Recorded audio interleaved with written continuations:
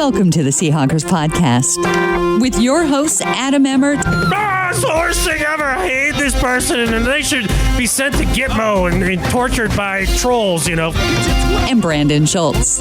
Was it you? Because I can say dumb things, too. Go Hawks!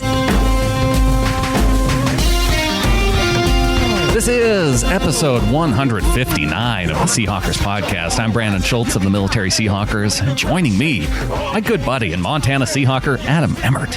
Here to help you through this show today, Brandan, where absolutely nothing has happened in the NFL, let alone in Seattle.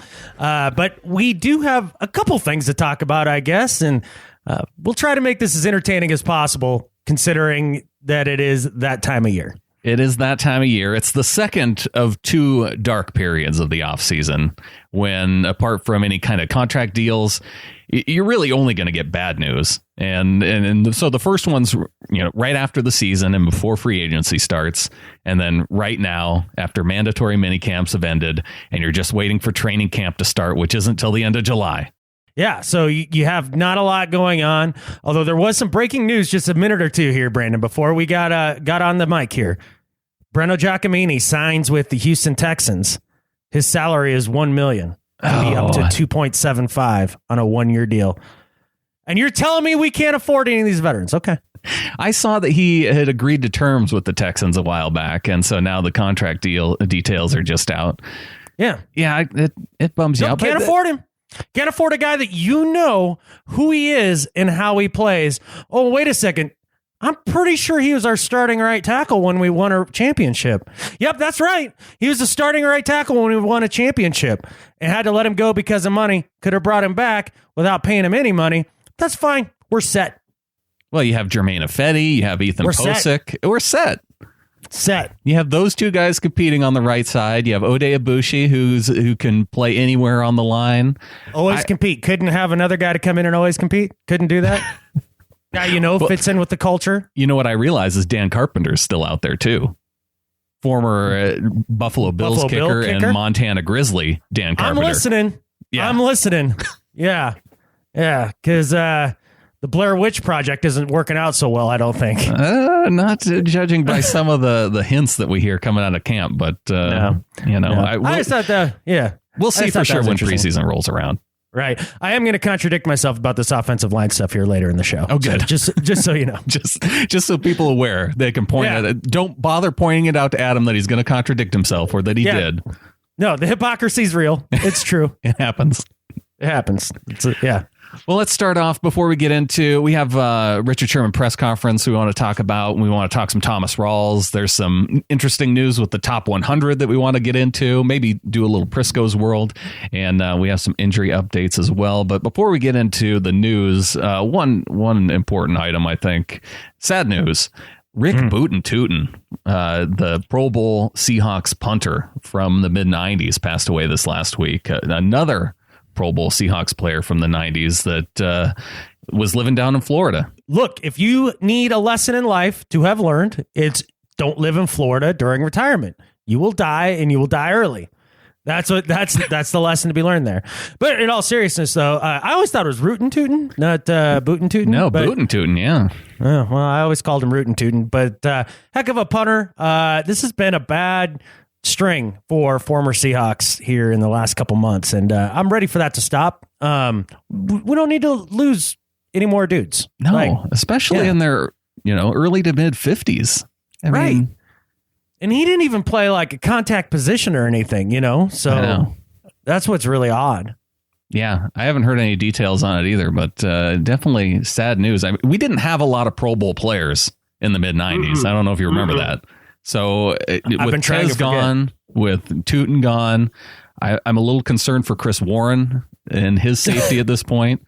But because how many others do we have left? Chris Warren, go get a physical. Yes. Full CT scan, the whole nine. Like, just have them go through you. We want you to be well, Chris. Exactly. Well, let's get in. Let's talk about another running back, our current running back, Thomas Rawls, because... Yeah, our number one running back, in case anybody has forgotten, our number one running back. Not just our number one running back. He's our number one, our number two, and number three, because Eddie Lacy, according to Thomas Rawls, has dropped to at least number 4 on the depth chart, Adam. Really? I've always been a person like, if it was a depth chart... with 3 selective players, I look at it as Thomas Rawls, and Thomas Rawls. I've always been in competition with myself. And maybe I need to do better, but there were some reports about Thomas Rawls this last week that really sparked a reminder of how the season ended for Thomas Rawls. Rawls broke a playoff rushing record for the Seahawks. Out of Marshawn Lynch, out of Sean Alexander, Kurt Warner. None of those guys rushed for as many yards as Thomas Rawls did against the Lions last year. Right. Yeah. No, we needed Eddie Lacy, so that's why we went and got him, because this guy is not a capable running back. Well, he's very capable. It's just coming back from injury part, and Rawls got into the idea that he's coming back from injury. Towards the end, it was more that I feel like I was coming back to life a little more. Just coming off of that ankle injury is not easy. It's never easy, and I understand that. And that's one thing a lot of people don't understand is when you have to learn how to walk again, and then you got to be out here on the football field, and you got to be able to cut, you got to be able to run, you got to be able to be explosive and still try to maintain that mentally. It is a big deal, but that's one thing why I'm here and why I'm in this position is because I believe that I can do that, and over time it'll come back. And it'll be even more. It'll be 10 times more. And I think throughout the whole offseason, I've been showing just my hunger and my whole aggressive mindset, just approaching each day with a whole different mentality, with an uncommon mentality. Man, he gets me fired up just hearing him talk. Well, and he's 100% correct about the idea that people seem to forget the idea that when you have a catastrophic injury, and let us remember that he had a little bit of nerve damage in with that ankle injury. So it wasn't just your standard broken leg. This was a real catastrophic ankle injury. Came back, got dinged up again because the Rams are dirty.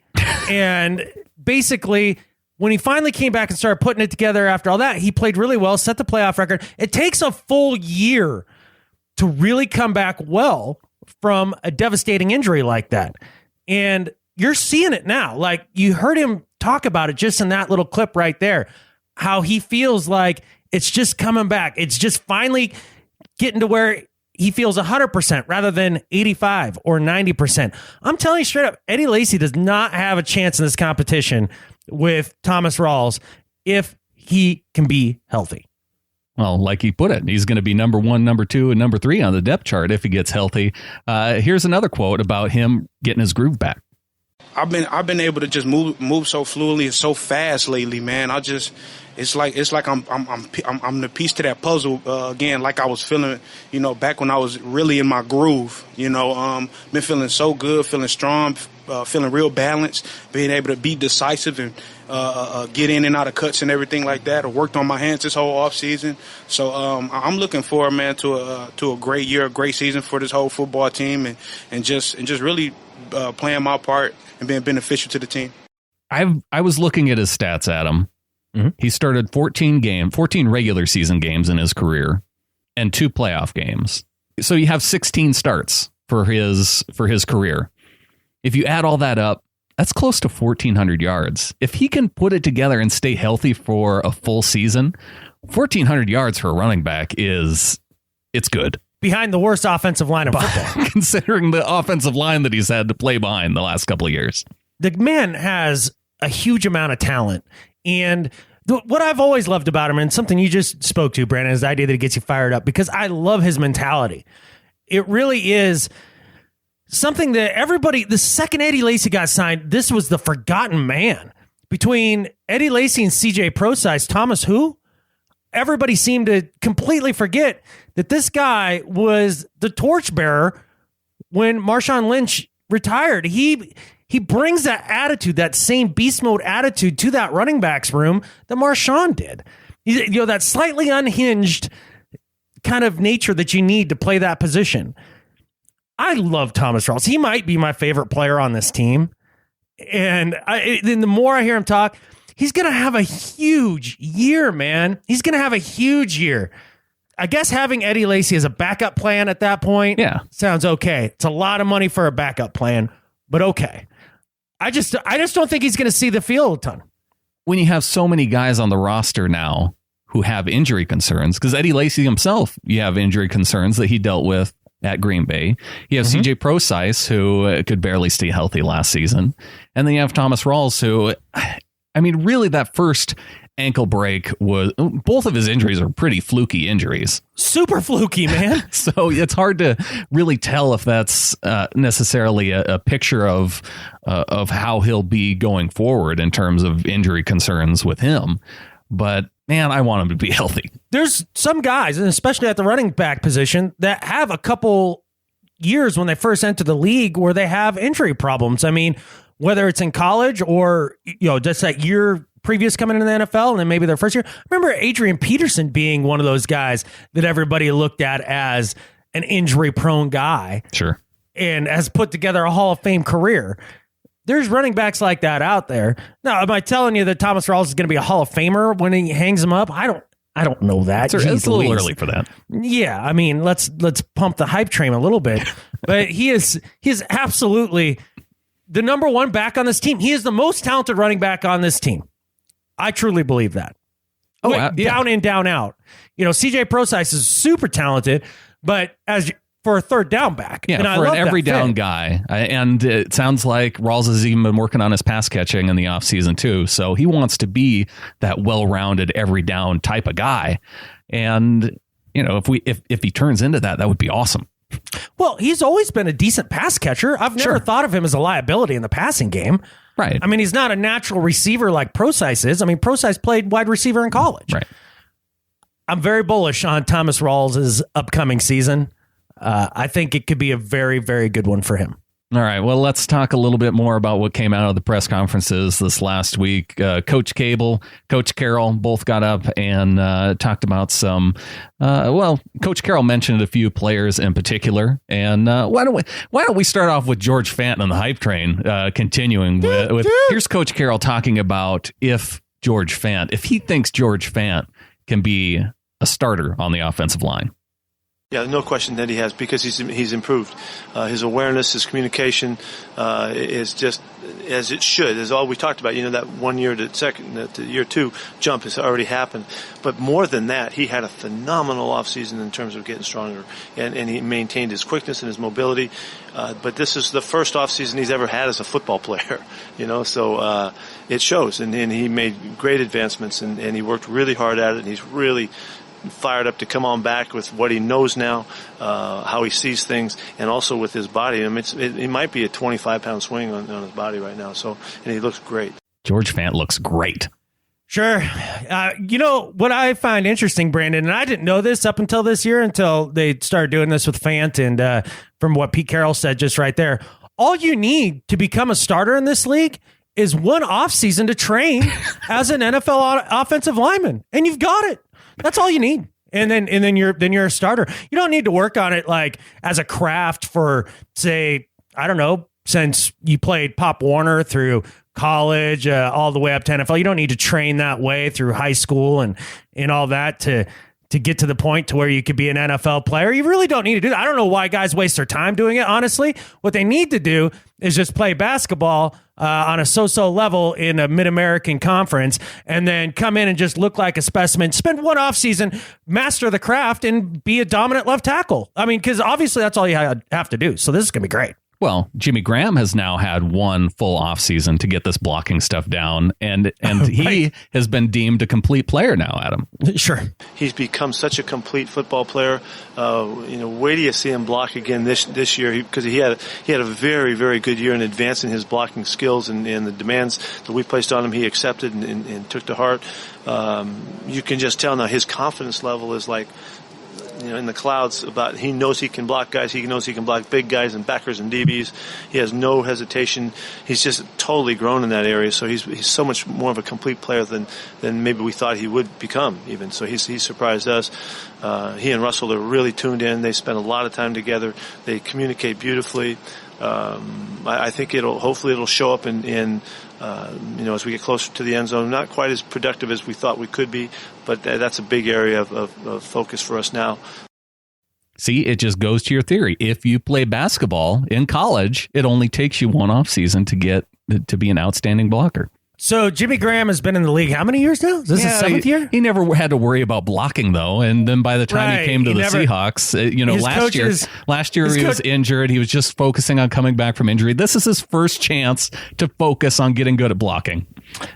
Every coach he's ever played for in the NFL, none of them on the Saints, they never wanted him to learn how to block. Like that wasn't, he was never asked, not once. Nah. It wasn't something that even interested him primarily as somebody who, plays the position of tight end. It wasn't something that maybe he's continually worked on his entire career, and it's taken him maybe 7 years to get good at it, because let's give him some credit. He got a little better last year. He did get better last year. Noticeably better than his first year with Seattle. Yeah, there's no bull. There's no bull there. He absolutely got better as a blocker, and he probably got a little better. But again, this is his 3rd year in Seattle now. He didn't just learn to block in one freaking offseason. That's true. It just seems very simple to me. The idea that some people don't understand this concept is absolutely absurd to me. I have no idea. I mean, take a giant chug of the Fant Berry flavored Kool-Aid, man. Like... Unbelievable. We're all drinking it. And I think even Coach Cable, well, most of us, Coach Cable's definitely drinking it because he's already dubbed himself the most excited coach on the staff. I'm the most excited coach on the staff right now. That's what I've told Coach and John, and I appreciate them putting this back together in a year's time and doing a fantastic job. Our personnel guys nailed this. So it's just a matter of getting right spots and go play ball. Doing a fantastic job. Did you hear that? He even worked that in. Yeah, might as well start our conspiracy theory podcast right after this. Look, one thing I said, I was going to contradict myself a little bit here in the podcast. So one thing I was thinking a lot of over the last couple days, and because I think this offseason has been a really killer offseason for the Seahawks so far, and I'll expound on that a little bit later in the pod, but one component of that is obviously offensive line, where we obviously need to get better. And if you think about it, what you're banking on is 2 guys out of all of the guys, other than Justin Britt, to either get better or a guy that come in, one of these new guys that come in and be better. Sure. So all you're banking on is either Fant to be a step up better to where he's a average left tackle, Luke Jokel to be that guy, Reese Odiombo to be that guy, Glowinski to be that guy, Afeti to be that guy, Abushi to be that guy. I like Abuti. I like Abuti too. Or Posick to be that guy, a high draft pick. So that's 7 dudes. You're hoping to hit on 2 out of 7. Well, you kind of need 4 guys apart from Justin Britt, but you're talking about... If we went from 1 dude who could play to 3... Yes, that's an improvement. That's a huge improvement. Right. And the other 2 can stay consistently as they were last year.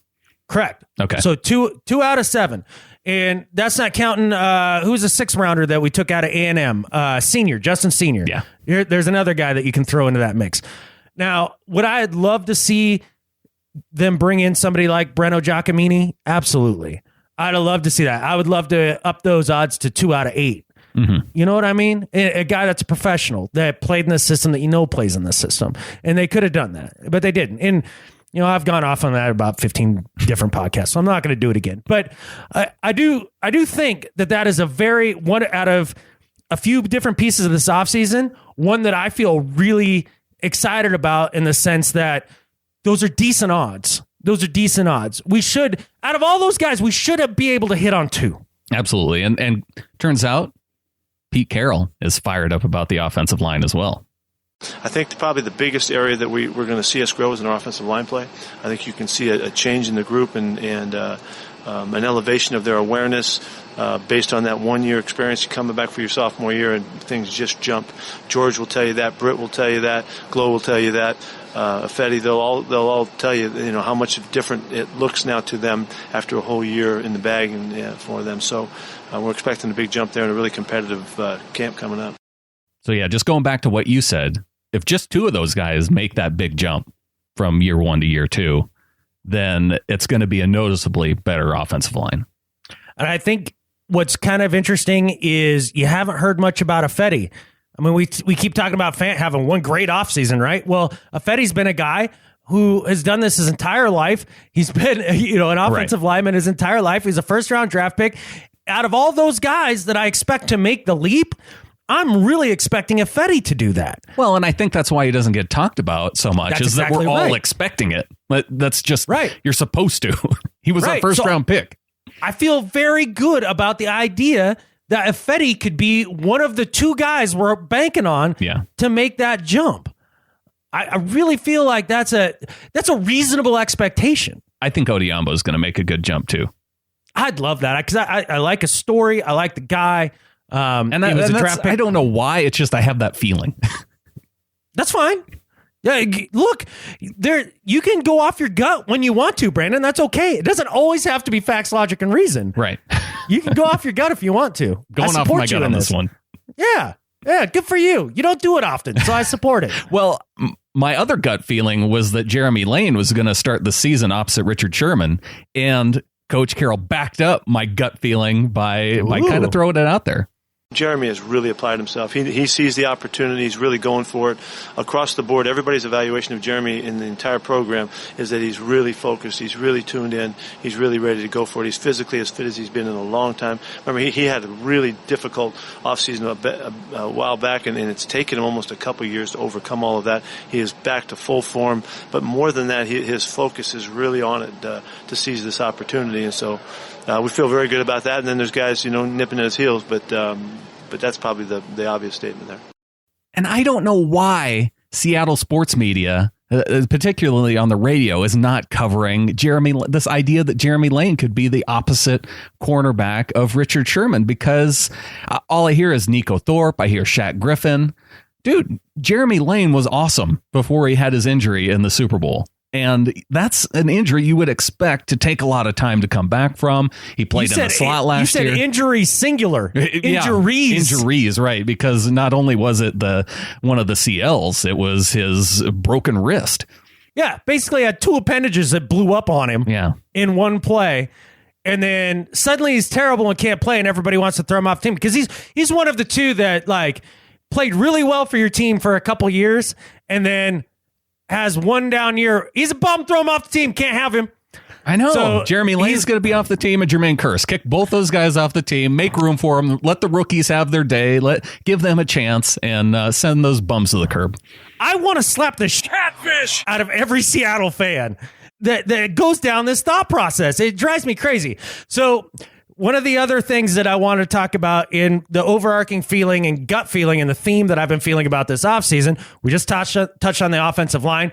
The other is I really love the way that the secondary is coming together for the Seahawks this upcoming year. The depth is back. Yeah. And that's what's so huge. And so you just named off a bunch of dudes, and you didn't even touch on McDougal, who he's a great dude for your third safety that could come in and really play productive minutes if Cam has to sit down a couple games like he normally does. I don't think we're going to see any less of Earl next year. I think it's going to be a full season of Earl. Yeah. Again, you talk about fluky injuries and a guy who's been consistently healthy throughout his career. Mm-hmm. I have no worries about him, especially with the way that his recovery has gone and the way that Cam's recovery has gone. These guys are way ahead of schedule. You haven't heard a peep about setbacks on any of the dudes coming off of injury. Usually it's about now you start hearing about setbacks and guys that aren't going to make it. You hear Deshaun Shedd not going to be there for the season opener, but making great progress. Nobody expects him to be there for the season opener. No, he was injured in the playoffs at the end of the year. So basically you talk about your three mainstays of the LOB, Sherman, Cam, and Earl, all on schedule to be at peak of their powers, start of the year. You have a really great draft class that I really love the dudes that they brought in. Not to mention Jeremy Lane, Nico Thorpe, and Deshaun Shedd, all there. Right. The depth is there, man. And on top of all that, all of the turmoil that has been, roiling around the defensive backfield, specifically Sherman, and it's all BS. and nobody believes in them and they all hate each other and blah, blah, blah. You talk about the one thing that these guys like to be. It's dogs, man. They like to be underdogs. They don't like being the front runners. And nobody's talking about this team. And it's at their peril. Because like you said, there's an idea that the offensive line could get better. And this defensive backfield is as deep as it was back in 2012. Like, when they first, in 2013, when they first started cranking this up. I feel really, really confident about the DBs going into this season, probably more so than any other position group. And I'm putting that over wide receiver, which I feel super strong about as well. So that's such a huge positive going into this season that you should really look at this and be like, this could be a hell of a year. Yeah. Well, you have Coach Carroll, former DB and DB coach. Coach Carroll, of all positions, knows DBs better than anybody else. You got Chris Richard, the defensive coordinator, former DB, former Seahawks DB, and clearly he knows because he was the DB coach for so long. So you have guys. The defense is well equipped to train up guys and keep the defensive backfield perpetually good. Now it really helps having a guy like Earl Thomas, who all pro caliber player back there, and I think it does hinge. I mean, we saw how it really does hinge on Earl Thomas being healthy. And I am really excited about his progress. Good to see him getting back with it. And Richard Sherman, I think we're going to have that edge back from Richard Sherman this year based on some of these offseason comments. And we aren't even going to be able to play all the clips that I clipped from Richard Sherman's press conference talking about the ESPN story. But what's the saltiest one you got? Oh, the saltiest one. Well, let's start off with the intro on just him talking about the ESPN story in general. I think he's just, looking for attention, just like a lot of reporters are these days. I think it's tough for good journalists who make good stories and really focus on the game and really focus on doing their job the correct way to make a living, because you got clickbait writers like that. He could have easily made a story about how a great team has a great competitive environment and a competitive locker room and a iron sharps iron mentality from offense to defense. And that would have been fantastic. It would have been a fantastic story. He probably would have still got the same number of clicks, but he went from a controversial nonsense angle, which, anybody could do. You could do that about any competitive team in the NFL. You can take one snapshot moment of a practice of a team on their way to the Super Bowl and say, wow, there's discord there. Wow, they must be not going to the playoffs this year.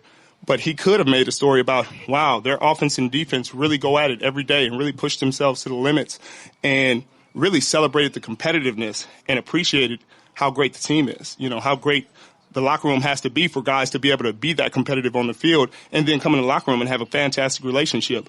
But he didn't, because he needed clicks. He wanted to make it controversial. And that's just an unfortunate landscape that we live in now. So we didn't really worry about it, because we know what the truth is. Obviously, it doesn't matter what the truth is to the public, because you got stories like this and people are like, oh, my God, oh, my God, what's going on in the locker room? And it's like, well, we've won a playoff game in every year since then. It's almost as if Richard listens to the show. Well, the one thing that I wish that he would have done was really go after the idea of the reporter kind of having an agenda coming into it, because that's really what it seems to me. And he talked a little bit about, false rhetoric and that sort of thing. But I think that Seth Wickersham's probably a good writer. Well, he clearly is a good writer because it was a well-written article. But yeah. I think he just had in his mind he was going to come in and tell the story of why the Seahawks would consider trading Richard Sherman. And when you have that idea of that's the story you're going to tell, you're going to look for all of the facts that would build that case for telling that kind of story. And I think that's what happened. I think he probably had that mentality because that mentality is out there among the nation, like among people that are not Seahawks fans in any way, shape, or form. And when you go into the locker room with that kind of idea and thought process in your head, you look for anything that provides you confirmation bias for your own agenda, and anything that is even because you look at it through a different lens. Right. And I think he saw a lot of things and he just played into his own confirmation bias on the whole thing, because I found it really interesting, Brandan, traveling a lot the last few weeks all over the country. You know what people asked me the most about when it came to Seahawks stuff? What's that? Discord in the locker room and how this team hated each other. They all believe. And the thing is like they were asking me about it because they believe it full force. Sure. They really do. And this goes back to my overarching feeling of the offseason. This story and this thought process that the Seahawks are done because they hate each other, it's going to give them that bunker mentality. They're going to get in there and feel like they're dogs. Everybody in the national sense is counting this team out. They really have forgotten because we've been on, in the conversation as one of the top teams for multiple years now. Between us, the Packers, and the Patriots, those are the only three teams that have been consistently that good through this stretch since Russell Wilson's become our starting quarterback. Yes, you might throw the Steelers in there. Nope, they haven't had the same success. They haven't. They've missed the playoffs in there. So, look, when you look at that overarching thing, people seem to think that this team is old and everybody's at the end of their careers and there's this big locker room divide that it doesn't exist. Is there a divide that exists? Yes. Is it a gigantic one, a gulf that can't possibly be? No. It might even be healthy. That competitive tension that we talked about, what Bill Walsh liked to sow within a team. So I find this to be one of the things in this offseason that is building towards a team that is really united going forward into this season. That has me really excited. Well, Richard Sherman tells us exactly what they think about these kind of stories in the locker room.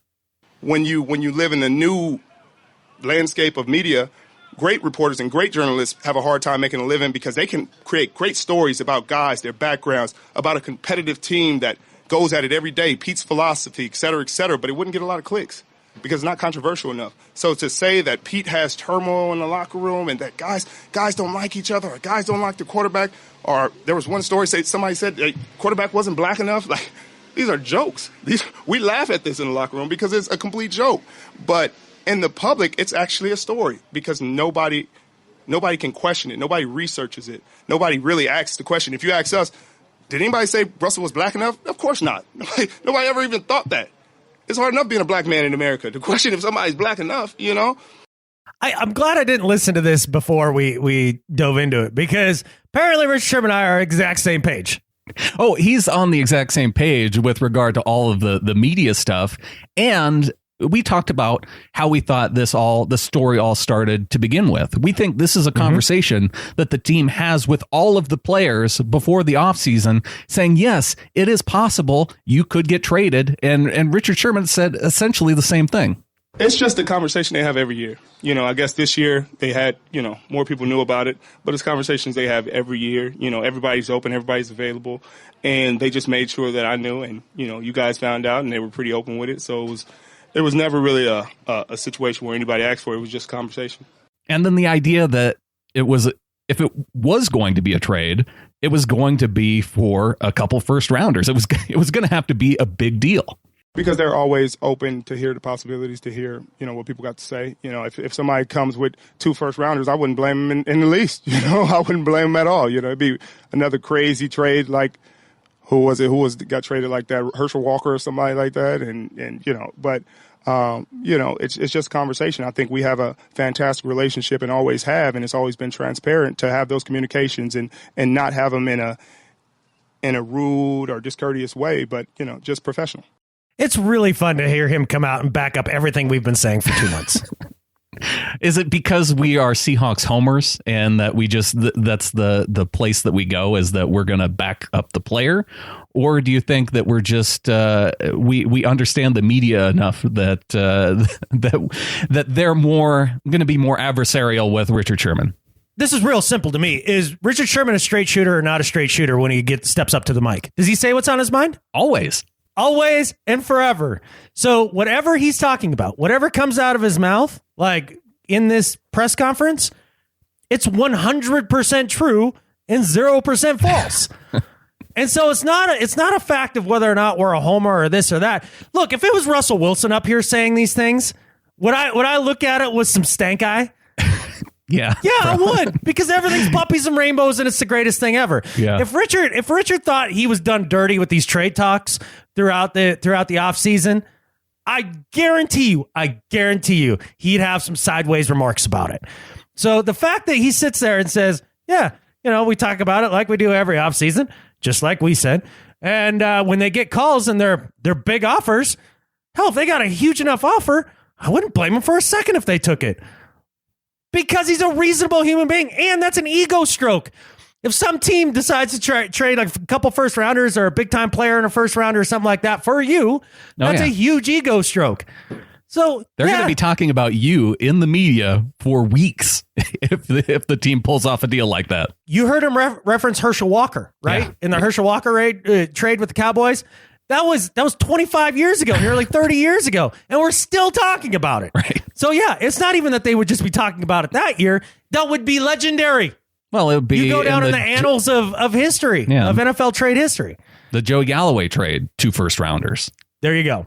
So this is my point. So I just like the idea that Richard Sherman finally has come out and with his first press conference to really address all this and backed up every single thing that we said, and he's a truthful freaking guy. So that's the fact.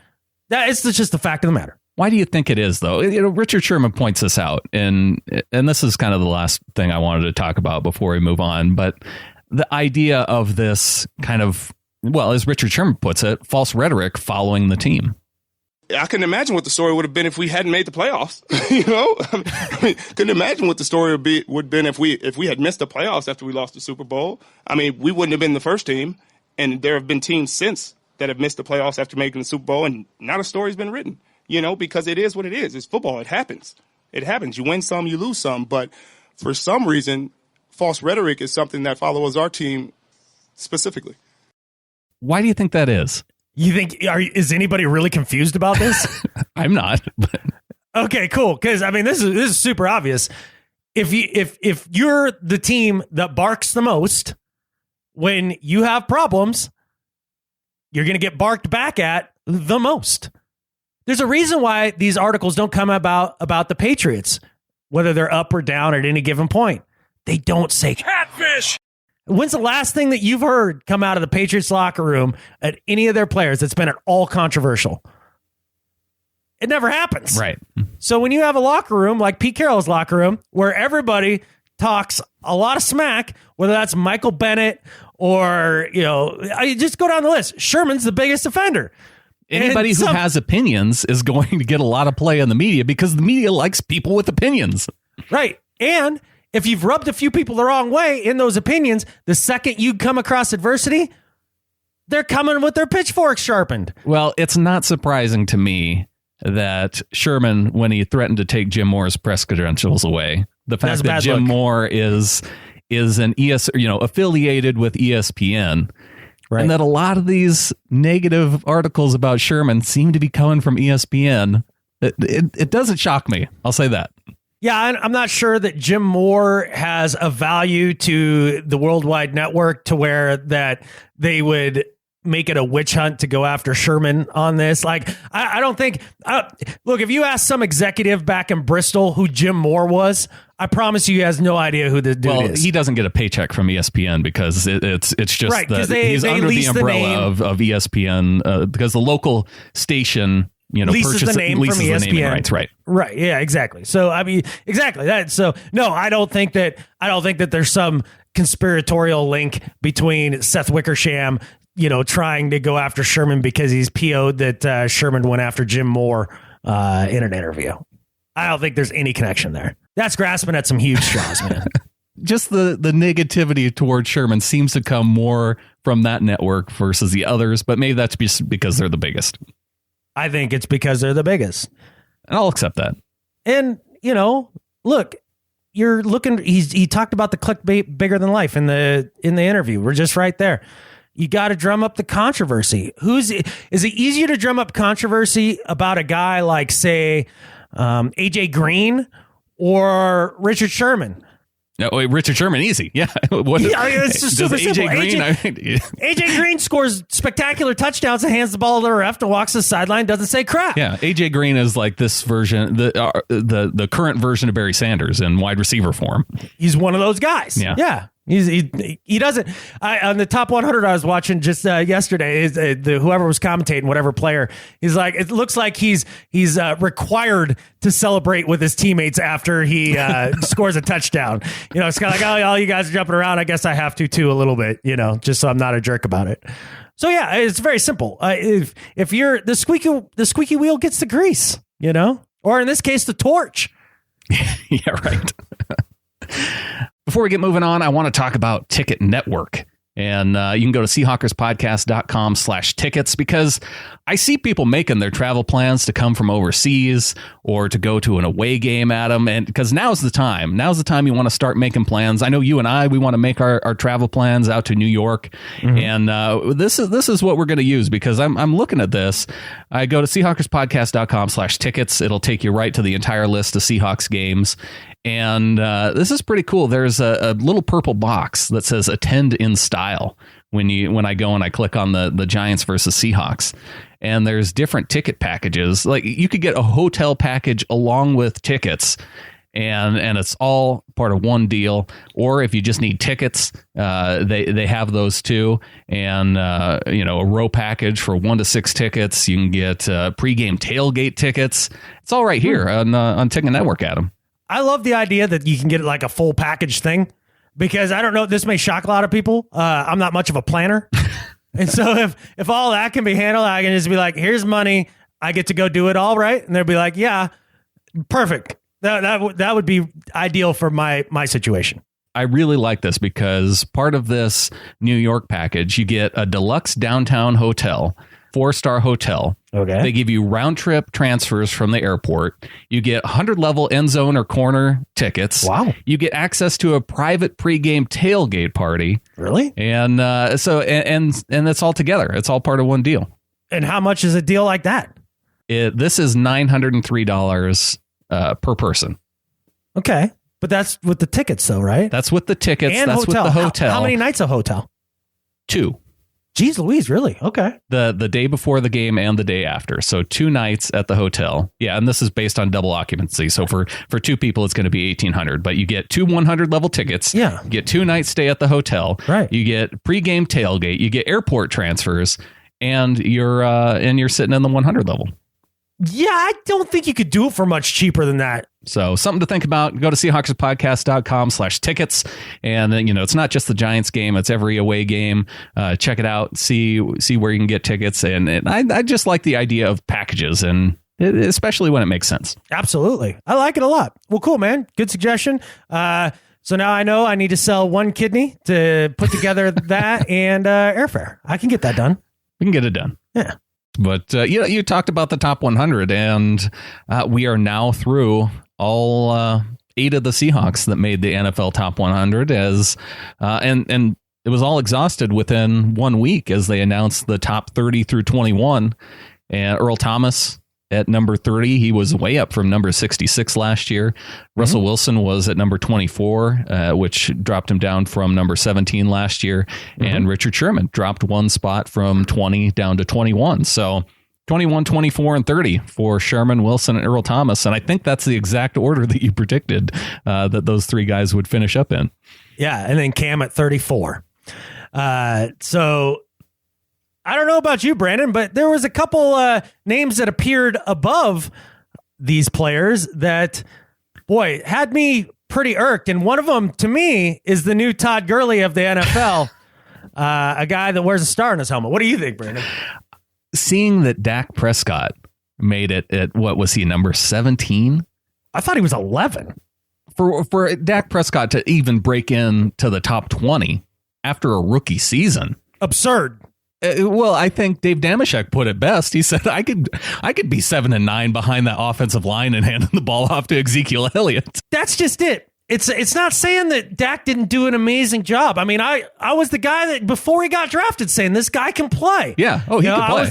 And he absolutely can play. Was everybody who kills Russell Wilson because when he first came onto the Seahawks, they're like, oh, he's in the most ideal situation in the world. He has Marshawn Lynch to hand the ball off to, a good defense and a decent offensive line.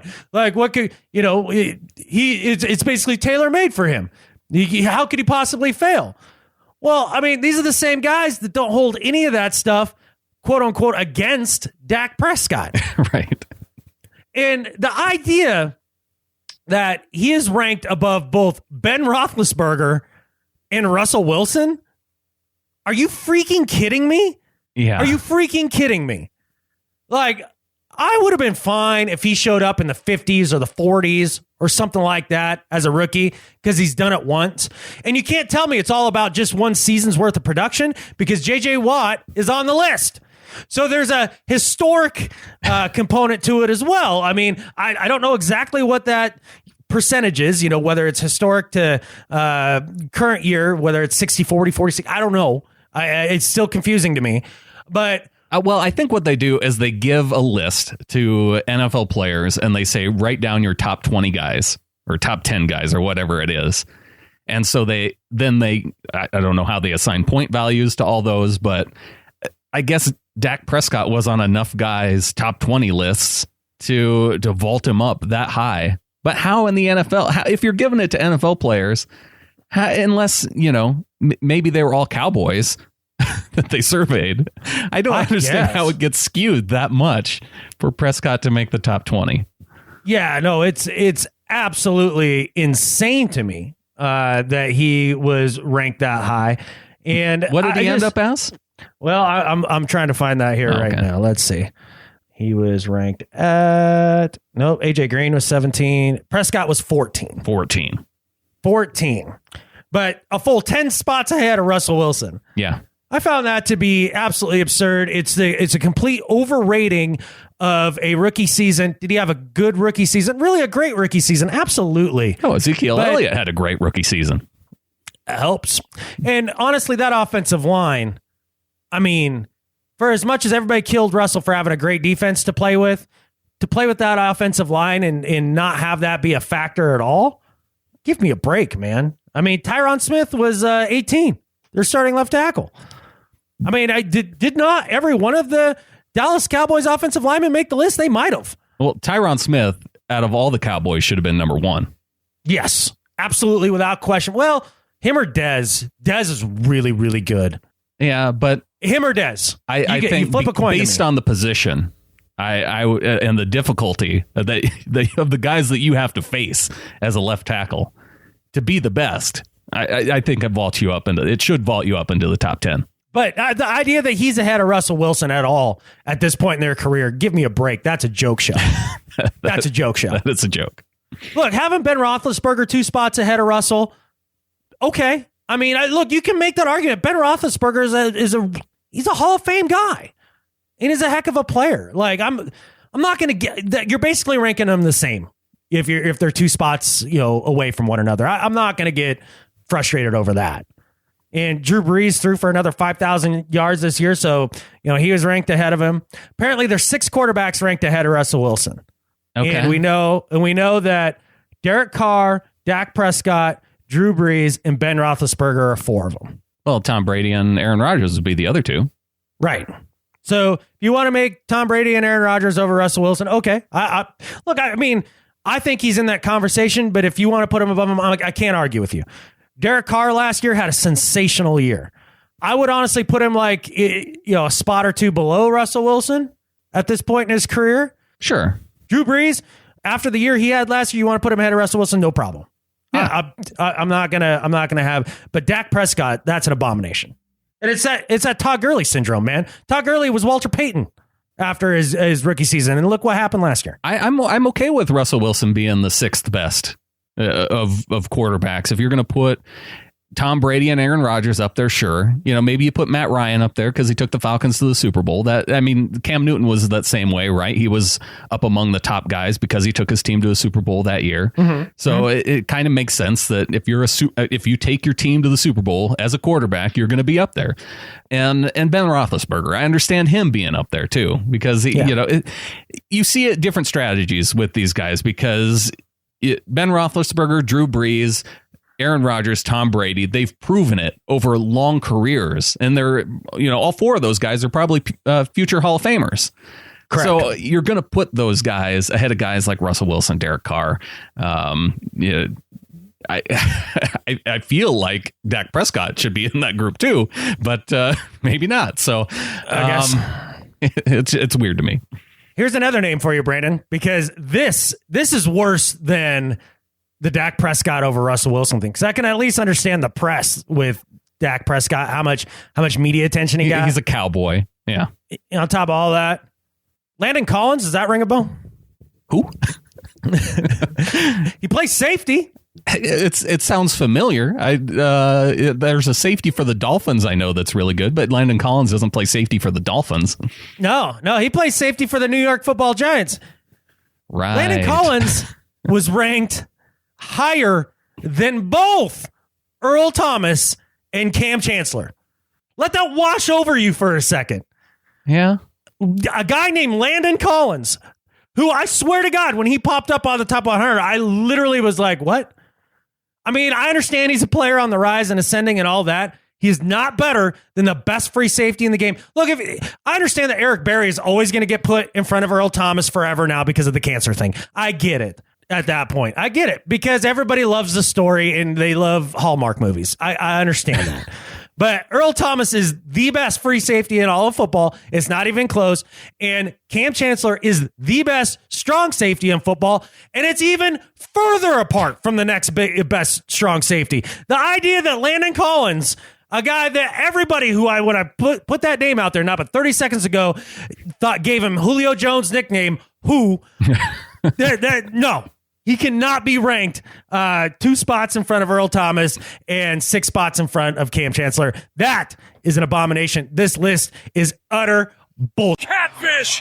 There's another list that I want to talk about. It is list season, and which makes it. You don't agree with me on this before you move on? I agree with you. Okay, that's all I agree with you, and I want to transition into this other list because I think there's other things that there's some correlations that can be made, and then there's some vast differences. So let's take a trip to Prisco's world. Oh, it's been too long. Let's not fire it up. La la la la la la la la Prisco's world. La la la la la la la la Prisco's world. Prisco has his hot tastes and nothing more. That's Prisco's world. Pete Prisco announced his own top 100 list. And he does it every year. Yeah. In some ways, I think he actually corrects some of the problems that we have with the NFL top 100 list. There's also a couple very similar issues that you could say about it too, that we have problems with the NFL top 100 list. Why don't we start? I want to run down the list of all the Seahawks that are on this list, because I think he also ended up with 8 guys similar to the NFL top 100 guys. Just one player difference between the 8 players that made his list versus the 8 players that made the NFL top 100 list. And the swap is easy because it's right at the bottom. Doug Baldwin doesn't make his list, but Cliff Averill does. Oh, wait, no. No, Cliff Averill made the list. It was KJ Wright. KJ Wright didn't make the list. Oh, so he's got KJ Wright. He's got KJ Wright, and the NFL top 100 didn't. Okay. And Cliff Averill is at number 92, and Pete says he finally got to the Pro Bowl last season for the first time after getting 11.5 sacks for the Seahawks. He is their best edge pass rusher. So something positive there from Pete Prisco. Yeah, I think that he nailed that one. Cliff Averill, the housing commissioner, had a fantastic season. Deserves every recognition that he can get. But again, a guy who doesn't bark much, so he's not going to get much. Now, the next guy is interesting because who would you, of the next 7 players, who would you say is the 7th best Seahawks player that's on Prisco's list? I would say, because it's his list, I bet you it's Russell Wilson. It's not Russell Wilson. It's not? It's Earl Thomas. What? When did he start hating Earl Thomas? He has Earl Thomas at number 58 on his list. Is it because of the injury? That could be the only reason. Well, he does say, he references the injury, but this is also his expectations for how the guy will do in 2017. He says, when he went down last season, the Seattle secondary struggled. His range is so important to what they do on the back end. Even if he hasn't played as well lately, how he comes back from a broken leg will be key to that unit this season. So it's kind of cryptic, but I don't understand why Earl Thomas is that low. Well, he's hit on the key part of it. The Seahawks averaged giving up 16 points per game and change when Earl Thomas was there, and it ballooned to 23 when Earl Thomas wasn't there. So, yeah, he is definitely one of the bigger straws that stirs the drink on defense, man. He is a huge factor. But again, he's not an injury-prone player. He's a guy that's relatively healthy throughout his career. And again, this is broken bones, not torn ligaments. Earl Thomas will be Earl Thomas again. We bagged on Earl Thomas a little bit toward the start of the season for some missed tackles.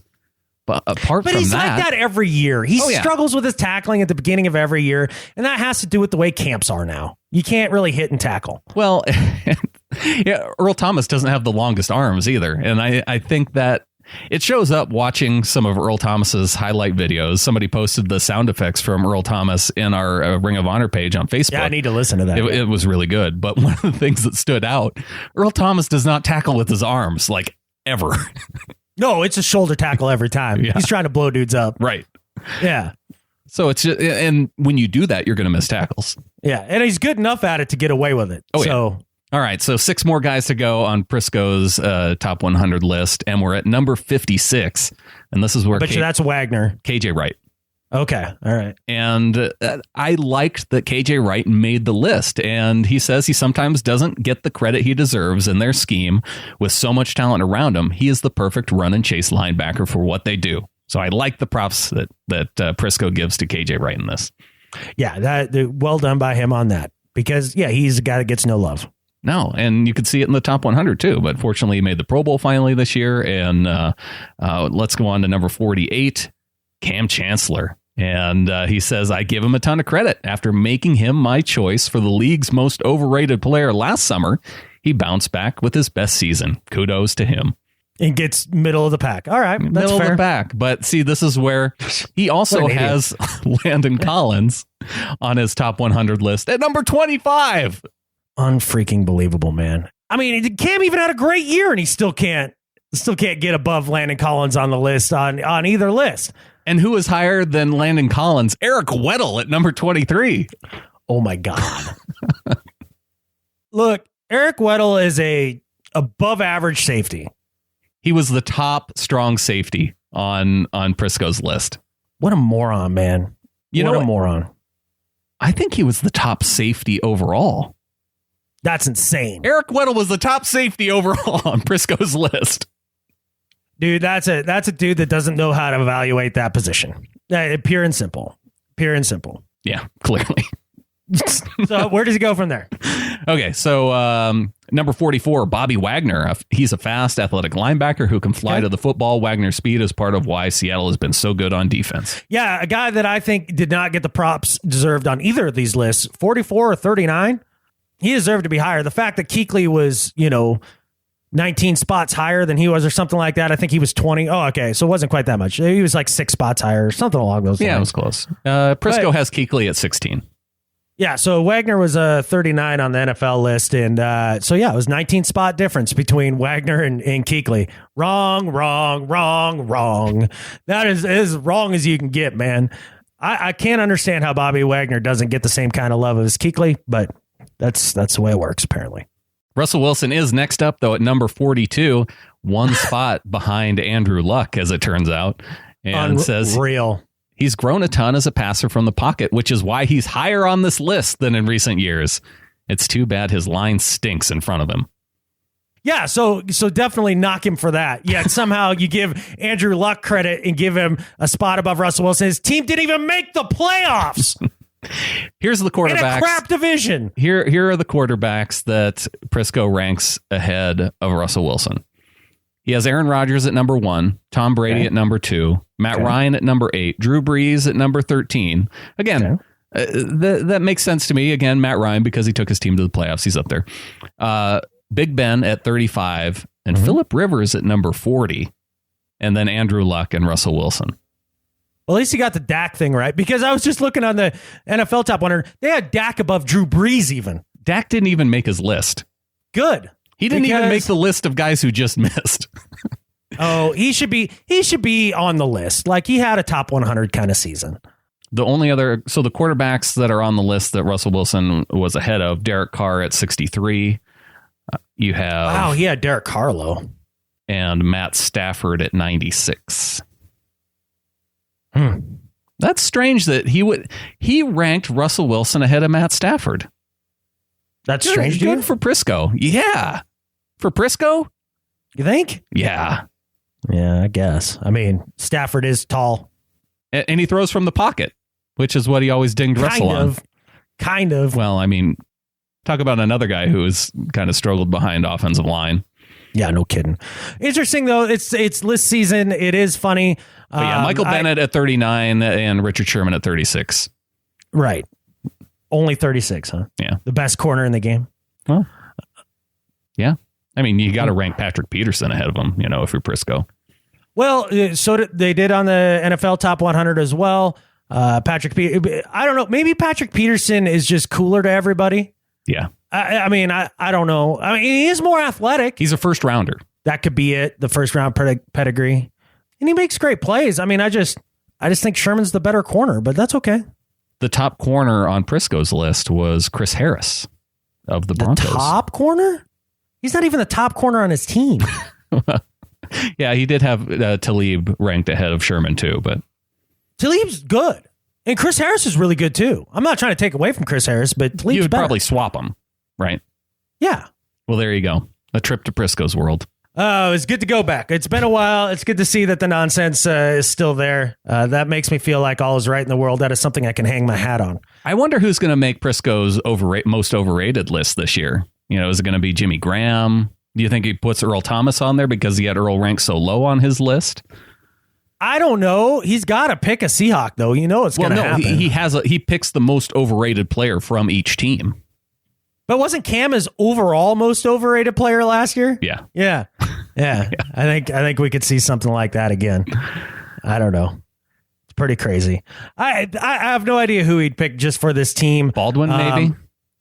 Yeah. So let's talk a little bit about the Baldwin thing and him, being rated low in the top 100 and completely off Prisco's list. So that happens because it's very evident the offensive line is atrocious and Russell Wilson gets hurt badly for the majority of the season. And so the offensive production for everybody that revolves around Russell Wilson declines. And look, Baldwin led the league in touchdown receptions the year prior and then still had a very productive year this year, despite the fact that it was a brutal year for the passing game in Seattle because of all the aforementioned problems. And Baldwin... What are you talking about? Are you talking about 2016? Last year. Being a bad year for the passing game? In comparison to the year previous? Last year was the best passing season of any Seahawks team ever. How is that a true fact? By what measure? By Russell Wilson threw for more yards than any Seahawks quarterback in the year 2016. Yards. Okay, fine. Yards. Yards are the least informative stat that you can go by. I could give a crap about yards. Okay. But well, Doug Baldwin had his most receiving yards of his career last year. Russell Wilson threw for more yards than any other Seahawks quarterback. I'm just saying. Doug Baldwin had fewer touchdowns and fewer receptions this year than he did the previous year. Fewer touchdowns and fewer receptions. No, he had 90. He almost had 100 receptions last year. He tied Did the he Seahawks have more than record that the year before? He tied the Seahawks record for number of receptions last year with 94. He had 78 the year before.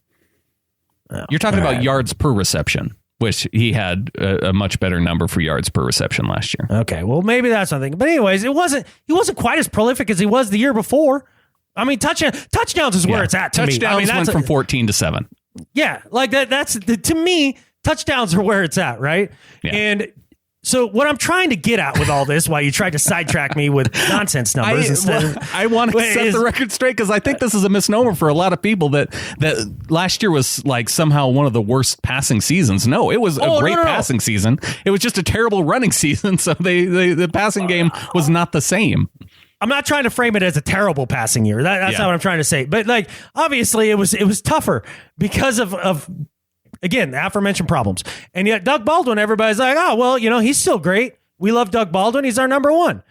Jermaine Kearse suffers the same drop in production because of all of these other problems that are outside of his control, including the referees. Yeah. And a guy who has been nothing but clutch and caught clutch touchdowns and a touchdown maker for this team the first few years of his career has one down year and get the bum off the team. Heaven forbid I have a down year as a podcaster, because you will have me out of here and you'll be trying to get Pete Prisco in to fill my place. Yeah, I think you're talking about Coleman Crawford's article on field goals that came out this past week. And this was so I'm talking about the article because it's backed up everything I've been saying about Curse for months now.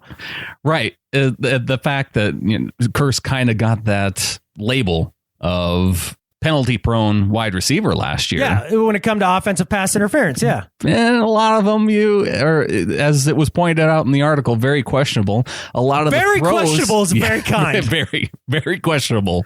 Extremely questionable. And Coleman goes and charts all of the throws to Jermaine Kearse to say whether or not the pass was accurate, whether it was inaccurate. And a lot of them were just throwaways that came his direction. And Kearse gets the ding for that as being targeted on that particular play, right, even though there was no possibility for them to catch it. Now, the one argument, Adam, is that Kearse doesn't create enough separation to be open enough to catch the ball. So here's my rebuttal to that. Jermaine Kearse is which option, if you're going to list them in order, on any given pass play? Well, Doug Baldwin and Jimmy Graham would be 1A, 1B, right? No, right? He's not the first option. Is Tyler Lockett above him as far as options, guys you're looking to? I would put him as a guy I would look to first. Now, in the red zone, it seemed like Russell Wilson looked to Jermaine Kearse an awful lot. He's a bigger body guy. Yeah. But in all seriousness, though, out of all of those things, right? Out of all those dudes, he's at best the third or fourth option in the passing game.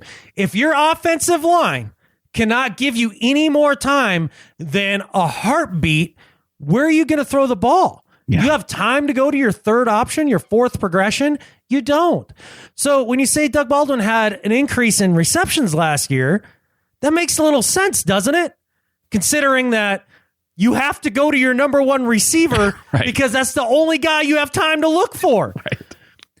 And that's why not his fault. You can't get that far through your progressions. You can't throw the ball to him if you're eating the grass. Right. I'm not a rocket surgeon. Like these are simple facts. And I'm willing to. And one of the things this does point out, the article from Coleman, is that yes, Jermaine Kearse was the least productive receiver on the team. We knew that already, but it wasn't as bad as the stats point out. Exactly. And so this brings me back to my overarching idea of this offseason and why I'm feeling so good today about this team and really excited about this upcoming season. This offense is loaded, man. This offense is loaded. Yeah. Think of all those weapons we were just talking about. Tyler Lockett is on pace to be back for the regular season. Looking good, running routes already, man. Then you got the idea of Paul Richardson, who really started to shine last year. And you got him. Jermaine Kearse will have a bounce back season, people. Mark it down. Put it in Sharpie. It's happening. Don't even put it in pen. Put it in Sharpie. Oh, how is he going to have a bounce back season if he doesn't make the final 53, Adam? Everybody's already written him off this team. Amara Darbo's got his roster spot. Amara Darbo could end up being practice squad. Look. You're not on the hype train of Darbo enough. Dude, I watched starting to pick up steam. I watched his tape. The eye test tells you everything you need to know. Look, this receiving core is loaded. Jimmy Graham is going to be fully healthy coming back from this patellar tendon thing.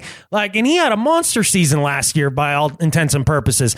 Look, they're loaded. And then we just talked about Thomas Rawls. Yeah. And then the idea that even if he does go down, Eddie Lacy could be very well serviceable behind that, and CJ Procise, and Alex Collins, and some other dude they'll probably unearth that you've never heard of coming through the preseason and going through there.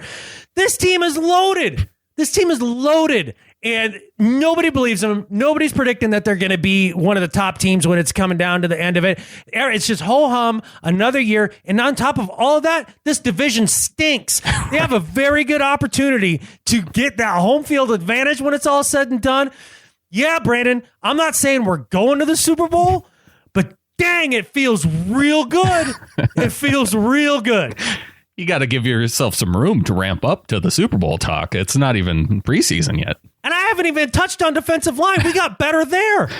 Yeah, well, going back and talking injuries now, Tanner McAvoy is one of those guys that it's kind of questionable as where he's at. He had a surgery on his toe, and they removed a bone in his big toe. You mentioned Lockett. There's kind of a question of whether or not he might be back from his broken leg.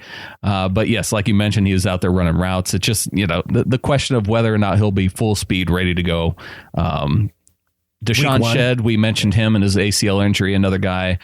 Deion Jordan, who we haven't talked a lot about, but was the number 3 pick overall in the 2013 draft.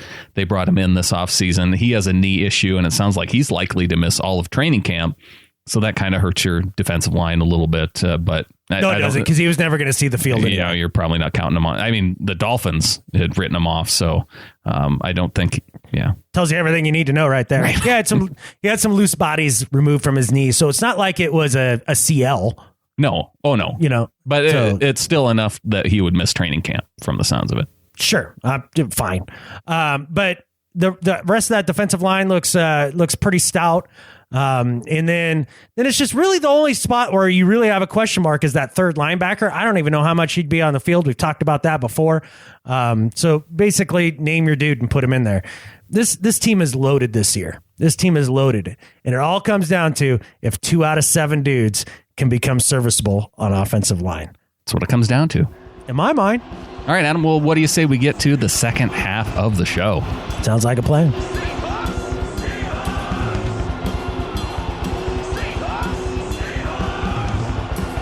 The Seahawkers Booster Club has been around since 1976, and you can go to seahawkers.org to find a chapter near you. Some newer chapters I was noticing when I was looking the other day, one in Tulalip, Washington, one in Tampa, Florida. There's a trial chapter there, and Houston, Texas, and Fraser Valley for those up in British Columbia who don't want to commute north to Vancouver. Fraser Valley, right. That's the one. That's awesome, man. The virus is spreading. I don't know if you've been following this or not, Adam, but Marshawn Lynch. Mm-hmm. A reporter asked him when he knew when he wanted to unretire. And he said as soon as he found out that the team was leaving Oakland. So that was kind of my suspicion. Marshawn confirmed it. And I have very conflicting emotions here.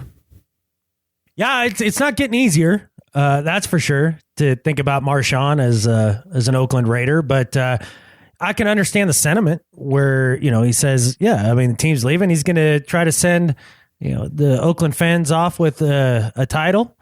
Even it's so frustrating to watch that team move the second they get good like that. That makes me sad for the fans in Oakland a little bit. It does. And knowing that his reaction to the team leaving was so strong that he had to come back and play for the local team, that it meant that much to him. It's because Marshawn's full of heart, man. You know that. We all know that. He cares. He cares a ton. It does make me a little bit happy knowing that he was content to stay retired as a Seahawk until that happened. Right. So who you really need to blame for Marshawn Lynch coming back is Mark Davis. Yeah. And all the owners who approved it. Yeah. Well, eventually approved it. Paul Allen is to blame in 1/31st of a way. Yeah. He has 1/31st of the blame there. Yeah. Because the Dolphins owner voted to make him stay in Oakland. Well, no, he'd be 1/32nd. The problem, because he's one of the 32nds. He was one of the 31 owners that voted for him to leave. Owners. Yeah. Okay, I see what you're saying. All right, I was told there'd be no math. I thought we were talking about reviews and emails and Seahawks and all that stuff. Okay. Well, let's talk math of the people who are donating to get in the flock. Let's start off with a welcome to the flock to Mick Grant, who's in for the Ring of Honor. Awesome. Our patron Pick'em League and stickers. So welcome to Mick. All right. That's a strong name, too. Mick Grant? Mick Grant. I am very jealous of that. That's way better than my name. It's like if Mick Jagger and Cary Grant had like an awesome man combination. Right. That happened to be a Seahawks fan. Yeah. Mick Grant. Yeah, there it is. Well, thank you very much. It's welcome to the Ring of Honor. It's a lot of fun. Yeah, I haven't seen Mick in the Ring of Honor yet, so I don't know, man. Make that happen. I sent the email. Yeah. Sent the invite. I mean, you know what's fun about the Ring of Honor, Brandon, is you'll see things on there like a photoshopped image of a Kool-Aid package that has a bunch of George Fant stuff written on it. That was fun. Did you make that? Yeah. Or did you find that somewhere? No, I made that. Oh, I might have to share that in Reddit. That's a good thing. That was good. You enjoyed that? I did. Okay, if you want to share it in Reddit, I've got a few more things I want to do to it. Okay.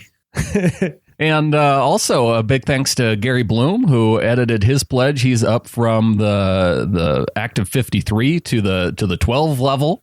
So thanks to Gary for that. That opens up a spot on the active 53. There's very few spots on that left. Absolutely. So that's awesome, man. Thank you very much, Gary. Gary's been with us for so long, man. Yeah. I expect to see Gary at the Giants game. Hell yeah. Yeah. Expect. Expect is like a soft word, I think. I mean, required. I mean, you were wondering where we were going to stay in New York on Friday. It might be with Gary. Oh, sure. Okay. We might, that's up to him, though. We'll That's have to a run big that ask. by him, but yeah. I mean, all I need is somewhere to roll out a sleeping bag, man. I'm good. And a $2 one-time donation from Timothy Gifford, much appreciated. And I have stickers to send if Timothy sends along an address. So get it in, man. Stickers are sweet. So thanks to Timothy. All right, a couple of iTunes reviews. First one here from Gary, who we just mentioned, says, way overdue. I've been listening, participating, and enjoying this pod for way too long to not have reviewed. But since this is my first ever review on a pod or app, I guess it's an okay excuse. I live to see a new episode in my feed, hear all the Hawks news, and take away great life advice like, when life gives you lemon, don't make lemonade. Give back the lemons, kick life in the balls, and demand something better like bacon, because bacon tastes good. Life would always be better at life than Skip Bayless if it handed out bacon. Keep up the great work, Brandan and Adam. And with that, there's only one thing left to say. Go Hawks. Go Hawks. Well, I had known that Gary hadn't reviewed the show yet. So better late than never. So, yeah, exactly. Good work, Gary. Yeah. And one here from LP 1979 says, gotta listen. Awesome podcast. Brandan and Adam make the offseason entertaining. During the season is even better. If you're a Hawks fan and don't listen to this, you need to do better. True fact. And I think they nailed it by saying that it's better during the season. Yeah. It's true. Yeah. That we can only do so much in the offseason. Yes. Like actually show up. Right. And I know this has been a little late, this podcast coming out, but I got the opportunity to drive out to the eastern side of the state and visit Jared, our good buddy. Mm-hmm. I haven't seen him for 6 months. His baby was born, hadn't met the kid or anything like that. So got to go out there, but no internet where he's living. So couldn't get the show done. So apologize a little bit for the delay this week, but it's definitely my fault. We get a break for Father's Day, and we had other stuff going on. Yeah, and this is the time of year where nothing's happening anyway. So, and we're planning for a big July. Yes, because we have our that is in the works. Know Your Rivals series coming up. We have our Seahawkers podcast, All Seahawks team coming up. Yep. So get out and vote. We need some more people to put in their votes. Go to Seahawkerspodcast.com/155 and or just go to Seahawkerspodcast.com and just right at the banner on the top of the page, you'll see a link to vote for the All Seahawks team. So dude, check that out. You can't tell me you're sitting at your desk right now that you have something more important or fun to do than to go click on the list and select your all-time Seahawks. There's no wrong answers. It's your vote. So you can do whatever you want. This is a great, if you got 10 minutes to kill, here it is, right there. Like if you're sitting at your desk right now and you're trying to count down the last 15 minutes before you're about to leave, this is what you can do. Take the time right now. Take the time, vote for your favorite players, and it will give us something to talk about throughout the month of July. We got big plans for this. This is going to be fun. We do. The other thing, too, thank you so much for the reviews. Thank you for the folks getting in the flock. Again, we're trying to get to that 300 mark before the start of the season. I think we're a little over 100 off on that. So we need to make some sort of push here. This is where it's going to sound a little like begging. Let's. We got a long ways to go and not much time. So I'm getting a little nervous. You guys are freaking me out a little bit. So we're going to need a stepped up effort there. And the other thing that we don't ask, and this won't cost you a dime, and we don't ask this enough because it turns out this helps us the most when it comes to rankings and things like that. No matter where you find this podcast, hit the subscribe button. Hit pause right now. Okay, wait, good. Now that you're back, did you hit subscribe? You didn't tell him. You told him to hit pause. You did not tell him to hit subscribe. Oh, all right. Well, let me read. Okay, so basically, go ahead and hit pause and then hit subscribe, and then come back. The easiest way to subscribe to the show is just download the Seahawkers Podcast app. And you can go to SeahawkersPodcast.com and either go to the Android App Store, go to the Windows App Store, go to the iOS App Store, download the app, and then you'll always get the show when it comes out. You can also leave reviews for the apps. You mentioned this push to 300. We got to get there. Gettingtheflock.com is the place to go. I feel like just for what Brandan does, he takes notes, he has sheets of topics, all of that. That's worth at least $1 a month to you, man. Like the amount of effort he puts in each and every week. That should be worth it to you. Our goal is to make this worth at least $1 a month to everybody who listens. Right. I mean, heck, we've been doing this for 4 years now, man. 4 solid, complete years. Like that kind of dedication is worth $1 a month. All right, what do you say we get on to some email? Let's do it. First one here from Eric Spees. Haven't heard from Eric in a little while. Yeah. Gentlemen, as a long-standing hockey fan man, I played for 9 years as a boy. The tradition of octopi being thrown on the ice is a thing, and a thing that shall be recognized. It does still happen in Detroit. This season was the first time the Wings haven't made the playoffs since the 90-91 season. That's 25 years of consistency. As much as I hate the Red Wings because they beat my Carolina Hurricanes in the 2002 Stanley Cup Finals, I still have to respect their tradition.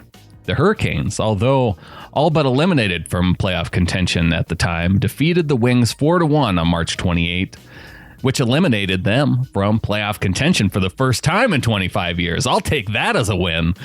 The Wings, mind you. Though the reorganization of the league went from the Western Conference to the Eastern, the East is a lot harder to get through than the West. And granted, they continue to make the playoffs in their first few years in the East. Teams learn their style of hockey very quickly, and it was obvious. Anyway, off of that, I think Mike Hawk sounds great, and it should not be catfished. I love my own rooster anyway. Haha. I said I love this last episode, but I think we carried on too much about Cap. Well, Eric, you're the only one that's mentioned Cap so far in this show. So catfish. Oh man, that's one of the more aggressive things I've ever heard you say, Brandon. That was fun. Hey, if he's going to be critical of me, then I'm going to be critical of Eric. Okay. He said it was on a cap situation, and that's all that needed to be discussed. We as 12s played into the media hype too much, in my opinion. Austin Davis will not make it through training camp, and the short periods that we saw Boykin, it looked like he was wearing 3 instead of 2. He played in 5 games for us last year, averaging 8.1 yards per attempt with a rating of 91.2. This guy is our backup, or better be. Cap is not a starter in this league, except for maybe the Jets and the Texans. Average at best. It would have been nice to see him sign with us because his style of play matches our offense, but we won't and didn't overpay. Anyway, great show, fellas. Go Hawks. Hey, thanks, Eric. You know, one other thing I wanted to bring up about Boykin, I was watching the top 100 yesterday, and they were showing highlights of somebody else. I can't remember what. Maybe it was Aaron Donald or whatever. And one of the plays that he blows up was a play. And I don't know if you recall this, Brandon. Boykin is so versatile that he can also play running back. We were out of running backs, and Boykin was our tailback. Yes. And Russell handed off to him. He got blown up immediately. He did get blown up immediately. I do remember that. Britt didn't block. But I found that to be hilarious. So all of you Boykin haters, just remember that. He's got Tom Cable-type versatility. He can also play running back in a pinch. Yeah, well, it's a tradition of Seahawks backups to be able to play like at least wide receiver or, in Boykin's case, running back. Right. Yeah. Seneca Wallace would be proud. He's proud somewhere right now. You know, I'm pretty sure that we had Tukuafu on the team still when we put in Boykin a running back, but whatever. Yeah. All right, next one here from Benjamin. says, hi, love listening to the podcast. I was just wondering if I am eligible to join the military Seahawkers. I am an active serving member of the Australian Defense Force and a massive Seahawks fan. I deployed to the Middle East this October as part of the coalition effort, and your podcast will help me get through my lack of Seahawks football. Long hours flying a C-130J Hercules is made a lot easier with the laughs and informative discussion of the show. I just thought I'd ask the question. I fully understand if it's U.S. military members only. Either way, it's great that you have a platform for those who do and have served. Thanks for your time. Go Hawks, Benjamin. And Benjamin, of course, Allied forces are always welcome as part of the military Seahawkers. Now, if you're a member of the North Axis power, if you're like North Korea military member, you're probably out of luck. Okay, that seems fair.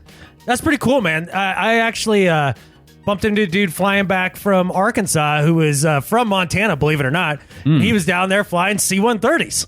Nice. Like, that's what he was doing. Yeah, I mean, and I talked to him a bit about it. And that doesn't sound easy. It doesn't sound easy. So the idea that you can do that and listen to the podcast at the same time, yeah, you deserve to be a part of the military Seahawkers, without question. We do have several Allied Forces members, so I wanted to bring it up on the show just in case there's anybody else that had that same question. Awesome. All right, here, one from Andy in Port Angeles. Says, hey guys, thanks for producing quality content this offseason. There's been quite the crap storm of media stories out there, and it's refreshing to hear your show. I had a question for you guys. How do you think some of the lesser talked about second-year guys will do in 2017? Specifically, Nick Vannett and Quentin Jefferson. Also, if there were 0 injuries to the running backs group, do you think Alex Collins would see the field? Keep up the good work and go Hawks. To answer the Alex Collins question, no. If there's no injuries. Now, when I was talking about the depth on the defensive line earlier in the podcast, I was searching for a name in the back of my head, and it was Quentin Jefferson. For whatever reason, his name always escapes me, but I really feel like that's a guy that they are very excited about when it comes to interior pass rush. And, you combine him with McDowell and Jaron Reed and all that, man, it's going to be... Jefferson is that's one of those sneaky guys. I'm really glad that Andy brought that up because I think he's really one of those dudes to watch for this season. Yeah, these are two of the most difficult guys to kind of predict because neither of them we really saw much of. I mean, Jefferson, we did see a little bit of him in the preseason, but he went on injured reserve back in October, and it sounds like he might still miss the first couple weeks of the training camp now with an injury. Really? If he can't get right, it puts him in a tough spot. And then Vannett was a guy who was injured through the entire preseason last year, and I don't even know if he made it on the active roster. He was usually a healthy scratch for. We didn't see much of him in a though. game or two. Yeah. I just have a hard time seeing him beating out either Jimmy Graham or Luke Wilson. Yeah, for much time. Yeah. I mean, maybe he beats out Luke Wilson. I mean, it's possible. It shouldn't be that hard. It's possible. I mean, Luke Wilson's good. The rest of the league disagrees. No. I guess since they gave him a 1-year deal. I kind of felt bad for Luke Wilson. I heard him on the radio the other day. He's like, if they would have put a long-term deal in front of me, I signed the long-term one. Well, of course he would. He said it wasn't there, though. But yeah. No, I'm sure it wasn't. Second year guys, you run down the list. You mentioned Jaron Reed, Ifedi, Procise. Odiambo is the guy I expect to make a jump. Alex Collins, with no injuries. Man, you hear, it sounds like he's lost some weight. He has a little bit more pep in his step this year. He might be one that jumps out in preseason. That'd be cool. But then you got Joey Hunt and Kenny Lawler, and it sounds like Kenny's put on a little bit of weight, which he needed. Yeah, he did. He was string bean. We'll see if he can bounce back off the practice squad and contribute this year, or maybe another year on the practice squad too. But there's a lot of receivers that are going to be shooting for those number 5 and 6 spots. I have a hard time seeing Kenny Lawler make this team. Yeah, with all the Cyril Grayson and Darbo. And who else did they draft? The David Moore. McAvoy even. McAvoy is in his second year. Yeah. There's a lot of guys. Kaysen Williams. Yeah. Yeah, good luck with that. It's gonna the 5 and 6 spots for this team. It's gonna be tough to make it on the squad for the receivers. It really is. Last email here from Brett in Sydney says, Adam and Brandan, I was watching a replay of Super Bowl 49 last week. Oh, no. Why would you do that on the NFL channel and watch that painful game again? Chris Collinsworth said it best. I will never get over that play call, and I don't think I will either. Over the last 2 years, I have heard many attempts to explain that play call, but I just can't buy into any one of them. Should we assume a conspiracy, or do you guys have an explanation? The more I've thought about it, the more I believe this was the worst possible play call for that situation in that game. Thanks again for your awesome podcast. It is funny, informative, and very balanced. In the same way that I'm proud of my Seahawks, I'm proud to be a Flock member of this podcast. Awesome. Thanks, Brett. Yeah, proud to have you as a listener and a member of the Flock. No doubt about it, man. Sometimes smart people do dumb things. Yeah. It's really about... That's a good way to put it. That's about the best thing that I can come up with when trying to describe what the hell happened there. Well, and here's the thing. The pass was probably, for the situation, it was probably the right play call. Carroll... If you're going to choose a pass, that's one that has a high rate of success in that situation. I don't know if throwing over the middle necessarily was the best play call. So I've listened to a lot of former players talk about that play, and it was the season after. Yeah. And they said that that's a play that every team runs in that situation, and it's almost impossible to stop. Yeah. In that situation. So if you're going to call a pass, yeah, I get it. I mean, I like the idea of Russell Wilson. You have Marshawn Lynch on the team. They're expecting run. Maybe do a play action, maybe have Russell Wilson bootleg it to the outside. Again, you're working with the time element. All those plays take a lot more time. Oh, yeah, they had a little bit of time. The idea was that you could throw it away and still have 2 more plays. Exactly. So if that's in your mind, you're not calling something that's play action or a big boot or something like that. You're going quick hitter. You could do a quick play action. But you should have never come to that in the first place. Just hand the damn ball to the beast and win your second title. And Brett brings up the idea of conspiracy. And I mean, I enjoy conspiracies, but the idea that Marshawn, the glory not going to Marshawn is stupid. Yeah, that is stupid. Oh, they wanted Russell to be because he almost got in the play before. You could say that Russell Okung is as much of a GOAT in Super Bowl 49 as Jermaine Kearse or Ricardo Lockett. Because if Okung doesn't get blown up by Dante Hightower on the play right before where Marshawn Lynch is running for the end zone, if he doesn't get blown up by Hightower, Marshawn gets in the end zone and it's a touchdown. Yep. No, all that's true fact, man.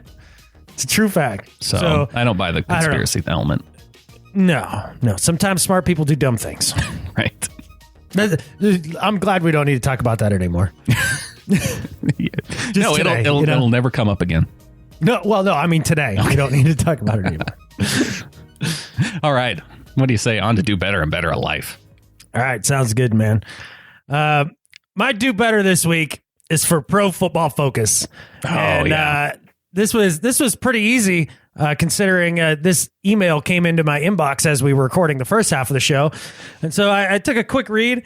It's basically their conference projections for 2017. And I'm not sure if this is how they think that I guess it is how they think they'll finish as far as like playoff ranking and just it's kind of a power ranking almost.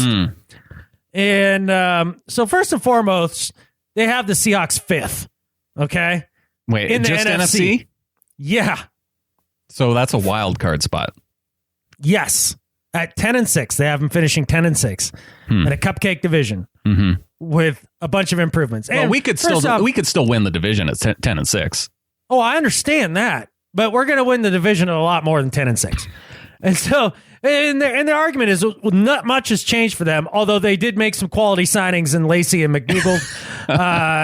Not much has changed except for them getting better, not worse. Right. And then at the end of it, they say, there might be, or the other problem is that the star players on the roster are either at their prime or reaching the downward side of their career. Hello, McFly. They're all under 30 still. It's stupid. It's unbelievable. Like, again, I talked about earlier in the podcast, people seem to think just because we've been there for a while, thinks that they're all like way past the prime. They're not. We're smack in the middle. Being in your prime isn't a problem. No, Being that's in a your good prime thing. that's a good thing. That's a good thing. And they said, well, few changes on the offensive line. Well, we'll see. Like we just demonstrated earlier, I mean, there's at least 7 dudes to choose from. Like, hopefully there's an improvement somewhere in there. But to finish 5th is ridiculous. But here's actually, they don't have us winning our division. What? Because the team ranked directly in front of us, number 4. Hold on, Brandon. Are you ready? The Arizona Cardinals. The Cardinals lost a ton of dudes on defense. What have they done to get better? Did they find a time machine to find Carson Palmer from 2 years ago? No, Carson Palmer is in his prime, Adam. Yeah, talk about guys that you're relying on who are on the downsides of their career. And that's the whole point of their entire team. It's Carson Palmer centric. They lose Calais Campbell. I mean, they're thin in the defensive backfield.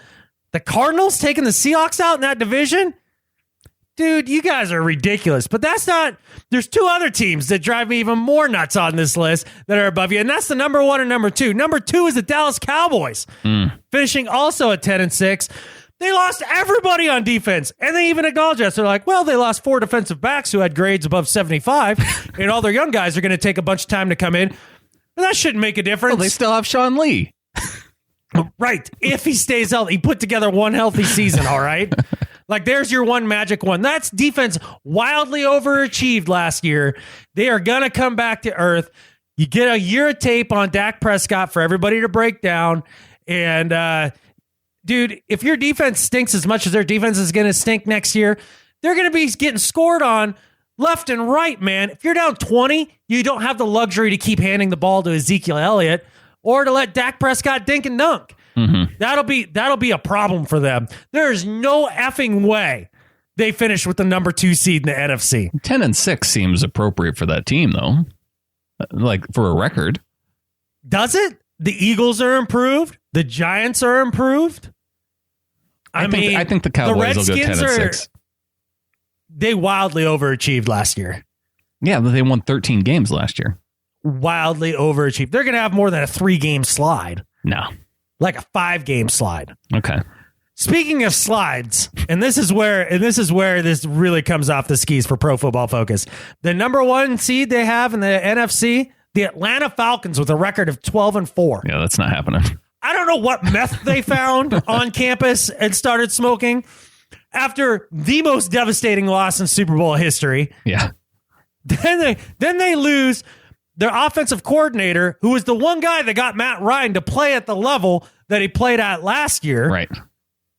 They lose him to the 49ers, and they're going to come back and be the number 1 seed in the NFC.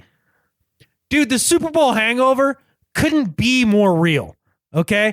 I'd be stunned if the Falcons make the playoffs. Now that division, you can make a really solid argument of being improved, because the Carolina Panthers, they're going to be off their Super Bowl hangover that they suffered last year. You got the Tampa Bay Bucks, who are a much improved team, and you have the New Orleans Saints, who have Drew Brees, and they can score a lot of points. Now. And Adrian Peterson, yeah, they could run the ball. Now, I don't know if they're going to be able to play defense still, but they've done a few little things on defense. It might get better. Who knows? But that's a tough division. They're all going to beat up on each other. I like Carolina to have a big bounce back year this year. I really do.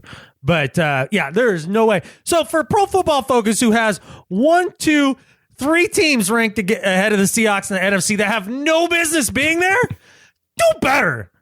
I'm guessing one of the other teams would be the Packers. The Packers. They had them at 3, and out of all the teams in the NFC, the Packers are the team that I look at and go, that'd be a tough out if we ended up facing them in the playoffs. They've spent some draft capital on defense. They had a really good draft this year. Yeah. They had a really good draft this year. And, Aaron Rodgers is great. And then bringing in Bennett to pair up there as for their tight end group. That's scary, man. Yeah, they got better this offseason. They did. All right. Well, my do better this week is for the hotel that I stayed at this last week. I had to look at the sign every time I got on and off the elevator. And I should have taken the stairs because we were only up one floor. But the sign at the hotel says no hoverboards in the hallways. Mm-hmm. And if you would have told me 30 years ago, Adam, that I'd see signs like this in the future in 2017, I would have been super excited. But but now it just pisses me off because, well, for one, if I would have got to the future and seen what they're calling hoverboards, I probably would have been really upset because it's not a hoverboard. No. One, they have wheels that touch the ground. It's a Segway. Yeah. Right. Just because self-balancing wheeled electric scooter is a mouthful, it doesn't mean you get to call them hoverboards and I have to be okay with it. If it doesn't hover. It doesn't hover. It touches the ground. It's a minor point of the hoverboard. It's like, I mean, that's why they call those things a hovercraft. Because it actually hovers. Yeah. Oh, I was on a ship that had hovercraft that transported Marines. Right. And they didn't call a Jeep a hovercraft. No. Or tanks. Those are not hovercrafts. No, because they touch the ground, right? Is that the defining factor? Oh, right. So for the hotel and for anybody buying into this idea of calling these wheeled things hoverboards, when I was a kid, we had skateboards. They weren't called hoverboards. Yeah, so that's exactly what they were called. Yes. So for all those people calling them hoverboards, do better. All right, man. I'm sending you something right now. It's going to pop up in our Gmail here, the Seahawks Gmail. So this is the closest thing I've seen to a real hoverboard, but they call it a drone. And this was at a soccer game, and basically this dude flew in standing up on a drone, kind of like the Green Goblin from the Spider-Man movie, the first one. That does look like what the Green Goblin flies on. Yeah, he came in and he delivered the ball for the opening kick or whatever for the soccer game. That was the closest thing I've seen to a hoverboard, and that made me think of you. I was like, oh, Brandon will be excited. Well, yeah, the quadcopter. So, yeah, it's like a helicopter that you stand on. Right. Yeah, they called it a drone in the title, so. Yeah. Well, I don't know. That's probably a little more accurate, too, because a hoverboard, it just hovers over the ground. It cannot be a drone. It doesn't fly. If it's piloted by a human. That's a good point, too. Right? Yeah. I mean, a drone is like, a mechanical thingy on its own. That's a technical term. Look it up on Wikipedia. I'm sure that's exactly the definition. Yeah. Drones don't have human pilots. That's a really good point. Right. So maybe they need to do better on their headline writing there. Well, I don't know. Yeah. At least that's more accurate for a hoverboard than something with wheels that touches the ground. That's ridiculous. Right. That is ridiculous. And that is a farce. That is a farce. That's exactly what that is. I know. It's as bad as the ESPN article saying how messed up the Seahawks locker room is. Yeah. The total misrepresentation. Clearly, the guy that wrote the article about this quadcopter was the one that he did the marketing for the hoverboard. For that. Yeah, right. Well, we're thinking about calling it a self-balancing wheeled electric scooter. Oh, no, that's not going to work. What you got to do is you got to call it a hoverboard. Right. But it doesn't hover. It doesn't matter. We're calling it a hoverboard. Yeah. If I've learned anything over the last year or so, Brandon, in the world, is that nothing has to be true. On any level. On any level at all. Nope. It's a really sad thing to have to learn. It is. It's better for my deal, though. I'm just going to lie forever now. It's fine. All right. Better at life. My better at life this week, Brandon, is for Warren Sapp, stud defensive tackle of the Tampa Bay Buccaneers and Oakland Raiders. A very colorful guy. I mean, everybody kind of knows that.